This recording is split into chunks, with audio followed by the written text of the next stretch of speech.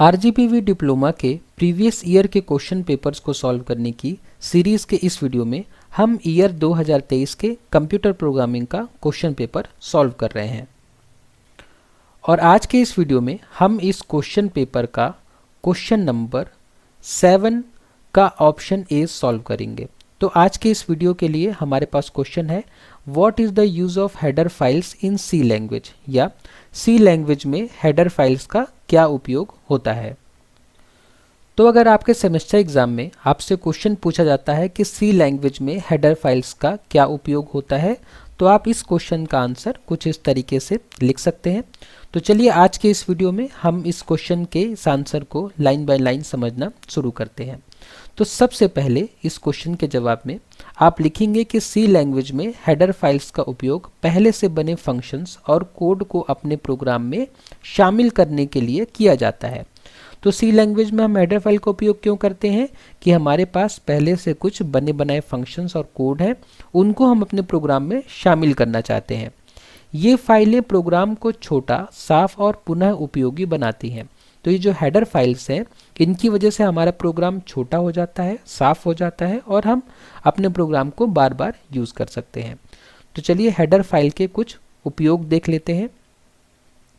तो header file का पहला उपयोग है कि पहले से बने फंक्शंस का उपयोग। हेडर फाइल में पहले से लिखे गए फंक्शंस जैसे प्रिंटफ, स्कैनफ और एसक्यूआरटी आदि शामिल होते हैं।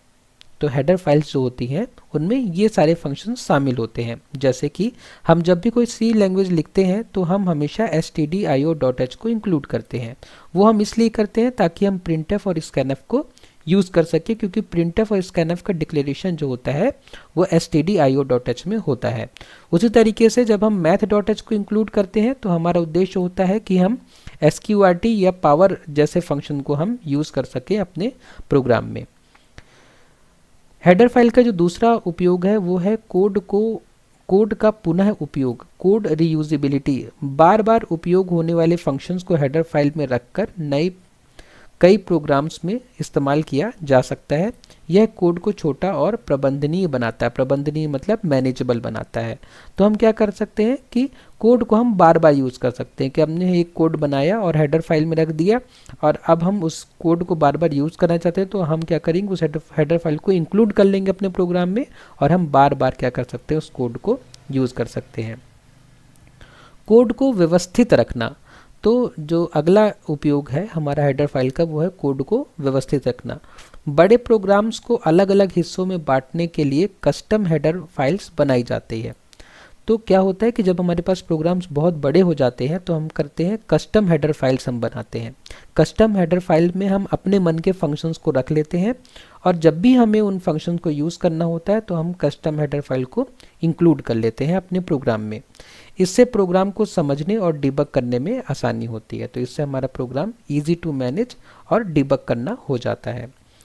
चौथा उपयोग है एरर कम। पहले से बने और टेस्ट किए गए फंक्शंस का उपयोग करने से एरर होने की संभावना कम हो जाती है, क्योंकि हमने हेडर फाइल में जो फंक्शंस लिखे हैं वो हमने टेस्ट किए हैं और पहले से बना के रखे हैं, तो एरर होने की संभावना भी कम हो जाती है। अब इसके बाद देखते हैं कि हेडर फाइल का उपयोग करने का तरीका क्या होता है। तो हेडर फाइल जनरली दो तरह की होती है, पहला स्टैंडर्ड हेडर फाइल और दूसरा custom header file. Standard header file वो होती हैं जो कि सी की लाइब्रेरी में पहले से बनी बनाई आती हैं, जैसे कि हमारा stdio.h, math.h, ये सब क्या कहलाती हैं, स्टैंडर्ड हेडर फाइल कहलाती हैं। और कस्टम हेडर फाइल वो होती हैं जो हम अपने से अपने प्रोग्राम के लिए बनाते हैं। इस वीडियो में हम आगे समझेंगे कि हम कैसे कस्टम हेडर फाइल्स बना सकते हैं और उसको अपने प्रोग्राम में इंक्लूड कर सकते हैं। ठीक है, तो हेडर जब भी हम स्टैंडर्ड हेडर फाइल बनाते हैं तो हमें उसे इंक्लूड करने के लिए एंगल ब्रैकेट का यूज़ करना होता है, और जबकि कस्टम हेडर फाइल्स को इंक्लूड करने के लिए हम डबल कोट्स का उपयोग करते हैं।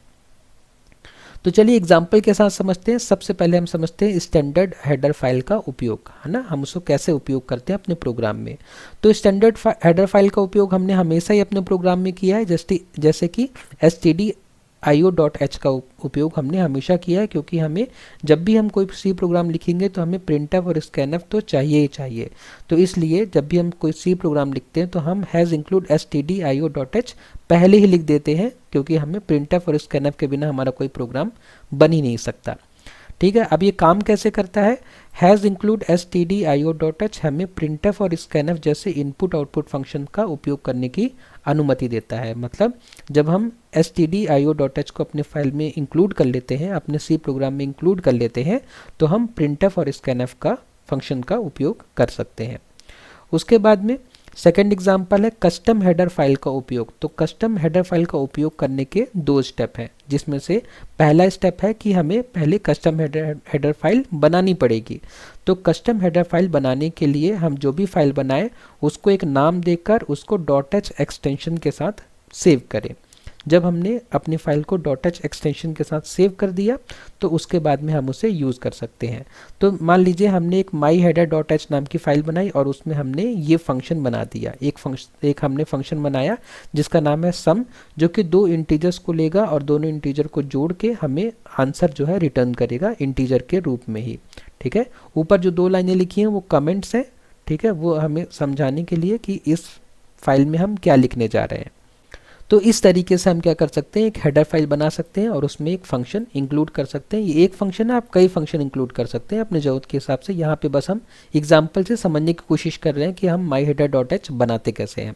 ठीक है, हमने बना लिया, हमने एक फंक्शन लिख दिया। अभी हम इसको VS कोड में करके भी देखेंगे। ठीक है, फिर स्टेप 2 में हम क्या करते हैं, अपना मेन प्रोग्राम बनाते हैं, जो कि हम हमेशा सी लैंग्वेज में बनाते हैं। तो हम उसको मान लीजिए कोई भी नाम .c नाम से सेव कर देते हैं। यहाँ पे हमने main.c नाम से इसको सेव किया है। अब इस प्रोग्राम में हम क्या करेंगे, stdio.h को इंक्लूड करते हैं, हम हमेशा करते हैं, इसमें भी करेंगे, और जो हमने हेडर फाइल बनाई है उसको भी हम इंक्लूड करेंगे। लेकिन देखिए दोनों में डिफरेंस क्या है, ये ऊपर जो लिखी है ये स्टैंडर्ड हेडर फाइल है, तो इसलिए इसको इंक्लूड करने के लिए हमने एंगल ब्रैकेट लगाया है। लेकिन ये जो नीचे लिखा है ये है कस्टम हेडर फाइल।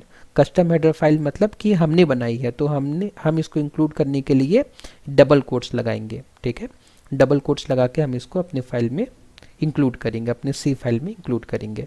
उसके बाद में हम जैसे प्रोग्राम लिखते हैं नॉर्मली वैसा लिख देंगे। बस जब हम यहाँ पे यूज़र से पहला नंबर मांग रहे हैं, हमने क्या किया, पहले num1 num2 और रिजल्ट नाम के 3 वेरिएबल बना लिए हैं। तीनों क्या है, इंटीजर टाइप के हैं। फिर हमने यूज़र से पहला नंबर मांगा, फिर हमने यूज़र से दूसरा नंबर मांगा, और फिर दोनों नंबर को ऐड करने के लिए हमने सम को कॉल किया। अब हमने सम को कॉल किया तो हमने सम को पहले ही अपने प्रोग्राम में इंक्लूड कर लिया है। कैसे, myheader.h को इंक्लूड करके। जब हमने इस फाइल को इंक्लूड कर लिया तो सम नाम का जो फंक्शन था वो हमारे प्रोग्राम में इंक्लूड हो गया। तो जैसे ही अब हम सम को कॉल करेंगे तो हमें कोई एरर नहीं मिलेगा और हमारा प्रोग्राम जो है num1 num2 को सम करके जो रिजल्ट आएगा वो यहाँ पे रिजल्ट में भेज देगा और रिजल्ट हम बाद में प्रिंट कर लेंगे। ठीक है, तो अगर हम इस हेडर फाइल को इंक्लूड ना करते myheader.h को तो क्या होता, हमें एरर मिलती। एरर क्या मिलती कि कंपाइलर को नहीं पता होता कि ये सम क्या है और इसके साथ में हमें क्या करना है। लेकिन हमने जब इंक्लूड कर लिया तो इंक्लूड करने से क्या हुआ, जो हमने myheader.h में सम को डिफाइन किया था वो यहाँ पे हमें काम आ गया इस फाइल में। तो चलिए एक काम करते हैं, हम इसको VS कोड में देखते हैं और इसको रन करके समझते हैं कि कैसे ये प्रोग्राम काम कर रहा है। तो मैंने अपना VS कोड ओपन कर लिया है। अपने VS कोड में मैंने क्या किया है कि एक प्रैक्टिस नाम के फोल्डर में मैंने 2 फाइल बनाई है। पहला है myheader.h। ठीक है, इस फाइल में मैंने वही फंक्शन लिखा है जो हमने अभी समझा है। ऊपर ये 2 लाइनें हैं, ये कमेंट है, इस पे ध्यान देने की ज़्यादा ज़रूरत नहीं है। बस इस फंक्शन को देखिए, एक सम नाम का फंक्शन है जो कि 2 वेरिएबल्स लेगा और दोनों का सम करके हमें आंसर रिटर्न कर देगा। ठीक है, उसके बाद मैंने सी फाइल बनाई है। सी फाइल में मैंने myheader.h को इंक्लूड किया है जो कि हमने यहाँ पे बनाया है। चूँकि दोनों ही फाइल सेम फोल्डर में है इसलिए हमें यहाँ पे कोई पाथ देने की ज़रूरत नहीं है। अगर ये myheader.h अगर हमारा अलग फोल्डर में होता तो यहाँ पे हमें उसका पाथ देना होता, उसका रास्ता देना होता कि हमारे कंप्यूटर में कहाँ पे है ये। लेकिन चूँकि ये myheader.h और myc जो है दोनों एक ही फोल्डर में है तो हम डायरेक्ट ऐसा लिख सकते हैं। उसके बाद में इसको इंक्लूड करने के बाद हमने क्या किया, 3 वेरिएबल डिक्लेयर किए, यूज़र से पहला नंबर, दूसरा नंबर और मांगा, और उसके बाद में हमने सम फंक्शन को कॉल किया। रिजल्ट में हमारा आंसर आया और हमने आंसर को प्रिंट कर दिया। इस प्रोग्राम को रन करूँगा तो ये प्रोग्राम सक्सेसफुली रन हो जाएगा और हम 2 नंबर को सम करा के उसका आंसर हम यहाँ पे देख सकते हैं। लेकिन अगर यहाँ पे myheader.h में मैं एंगल ब्रैकेट लगा दूँ, ठीक है। माई हेडर डॉट एच में मैं क्या करूँ, एंगल ब्रैकेट लगा दूँ। एंगल ब्रैकेट लगाने से क्या होगा कि ये जो हमारा प्रोग्राम है माई हेडर डॉट एच को भी वहाँ ढूंढेगा जहाँ पे ये stdio डॉट एच है, ठीक है। लेकिन ये माई हेडर डॉट एच तो इस फोल्डर में है, वहाँ तो है ही नहीं। तो उससे क्या होगा कि हमें एरर मिलेगा। एरर ये मिलेगा कि ये हमारा कंपाइलर बोलेगा कि माई हेडर डॉट एच को मैं फाइंड नहीं कर पा रहा हूँ। तो मैंने रन किया इसको, मैंने क्या कर दिया, यहाँ पे एंगल ब्रैकेट कर दिया। एंगल ब्रैकेट करने से क्या होगा, अब इस फाइल को ढूंढेगा कहाँ पे, जहाँ पे stdio डॉट एच है, ठीक है। तो रन किया मैंने, तो देखिए यहाँ पे माई हेडर में एरर बता रहा है, ठीक है, नो सच फाइल और डायरेक्टरी, क्योंकि वहाँ पे ढूंढ रहा है जहाँ पे stdio डॉट एच है। तो चलिए मैं आपको दिखाता हूँ कहाँ पे stdio डॉट एच है और वहाँ पे माई हेडर डॉट एच नहीं है, इसलिए हमें ये एरर आ रहा है। तो stdio डॉट एच को ढूंढने के लिए सबसे पहले आप अपने कंप्यूटर में जाइए फाइल एक्सप्लोरर पे, और फाइल एक्सप्लोरर पे आप जाइए सी ड्राइव में। सी ड्राइव में min.gw नाम का फोल्डर होगा। अगर आपने VS कोड इंस्टॉल किया होगा तो min.gw को भी अलग से इंस्टॉल किया होगा। इस फोल्डर में जाइए और यहाँ पे आपको मिलेगा इंक्लूड नाम के फोल्डर में आपको मिलेगा stdio डॉट एच, ये नीचे होगा S वाले अल्फ़ाबेट के साथ में, एस टी में जाना है हमें, stdio डॉट एच में, ठीक है। तो यहाँ पे आपको ये देखिए, ये वो फाइल है stdio डॉट एच नाम की फाइल है। यहीं पे हमारा printf और scanf का डिक्लेरेशन मौजूद होता है। अगर मैं इसको चाहूँ तो अपने नोटपैड से ओपन कर सकता हूँ और यहाँ पे ढूंढ सकता हूँ कि हमारी यहाँ पे मैं ढूंढ सकता हूँ कि हमारा printf और scanf कहाँ पे लिखा हुआ है, ठीक है। लेकिन इस फोल्डर में मेन मुद्दा ये है कि माई हेडर डॉट एच नहीं है। यहाँ पे माई हेडर डॉट एच नहीं है, इसलिए हमारा प्रोग्राम जो है एरर बता रहा है। तो अगर मैं काम करूँ कि इस माई हेडर डॉट एच को उसी फोल्डर में ले जाऊँ जहाँ पे हमारा stdio डॉट एच है, ठीक है। तो चलिए मैं एक बार करके देखते हैं इसको हम। मैं सबसे पहले माई हेडर डॉट एच को मैं अपने कंप्यूटर में ओपन कर लूँ। देखिए इस फोल्डर में हमारा माई हेडर डॉट एच है।